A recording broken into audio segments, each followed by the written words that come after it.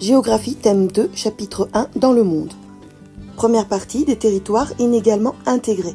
Problématique, quelle hiérarchisation des territoires la mondialisation provoque-t-elle?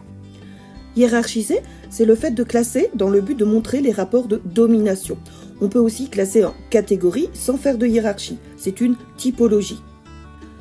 Petit 1, les territoires moteurs, c'est-à-dire les territoires qui sont intégrés à la mondialisation, qui tirent la croissance à différentes échelles, nationales, continentales et surtout mondiales. Cette carte, page 116-117, permet d'étudier l'inégale intégration des territoires en utilisant différents critères, les disparités territoriales de la mondialisation avec l'indice COF et les flux commerciaux et financiers, les 20 premières métropoles mondiales, les pôles attractifs des investissements directs à l'étranger, les principaux territoires émergents. Les IDE, investissements directs à l'étranger, sont les capitaux, c'est-à-dire l'argent investi par une entreprise dans un pays étranger. L'attractivité, c'est la capacité d'un territoire à attirer des activités économiques ou de nouveaux habitants.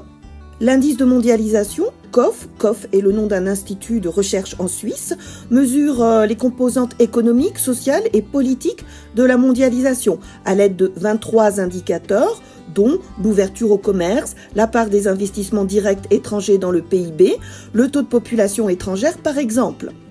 On rappelle que le PIB, le produit intérieur brut, ce sont les richesses produites par les entreprises nationales et étrangères sur le territoire d'un pays.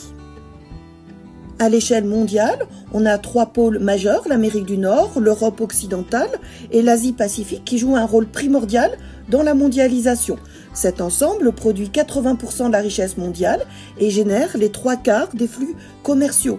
Ces aires de puissance sont à l'origine de 90% des opérations financières et de 75% de la recherche-développement dans le monde. Ce graphique, un diagramme circulaire, permet de mesurer la richesse et l'intégration dans la mondialisation, cette fois-ci non pas par aire de puissance, mais par pays, donc à l'échelle nationale. On voit que ce sont les États-Unis et la Chine qui ont le PIB le plus fort en pourcentage du PIB mondial. Par contre, l'indice de mondialisation COF n'attribue qu'un plus à la Chine, pour 2 plus aux États-Unis, pour mettre en évidence que la Chine n'est pas encore une puissance tout à fait aussi complète que les États-Unis, même si elle rivalise. Le Japon, qui a été à la fin du XXe siècle le pôle moteur de la croissance en Asie, vient au 3e rang, puis ensuite les pays européens. Les pays émergents comme l'Inde et le Brésil viennent tout de suite après les pays européens. Ils sont pourtant affectés d'un indice de mondialisation COF assez faible. Ils sont pourtant entrés dans un processus d'intégration dans la mondialisation depuis le début du XXIe siècle.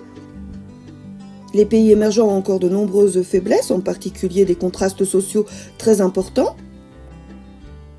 Les pays émergents restent encore à l'écart des flux commerciaux les plus importants. Cependant, le processus d'intégration dans la mondialisation est mouvant, c'est-à-dire que les situations peuvent encore changer d'ici la fin du XXIe siècle.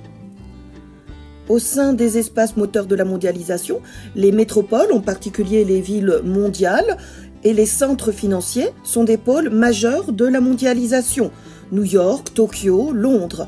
Elles forment un archipel métropolitain mondial. Ces territoires très dynamiques sont fortement reliés entre eux.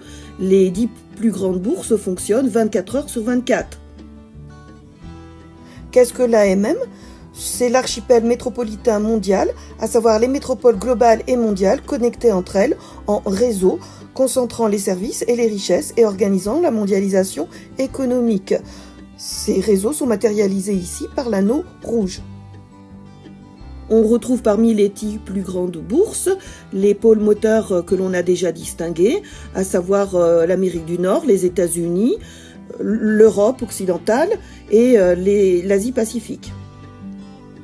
En conclusion, une aire de puissance, c'est un groupe de pays ou de régions jouant un rôle majeur dans la mondialisation du fait de son poids économique et de son influence politique et culturelle, à savoir son soft power. À la fin du XXe siècle, il n'y avait que 3 grandes aires de puissance, les États-Unis, l'Union européenne, le Japon.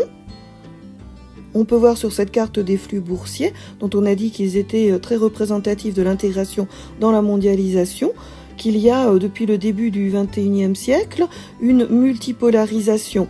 Elle est principalement due à l'apparition de pays émergents. On voit ici par exemple que la bourse de Mumbai en Inde est en forte progression.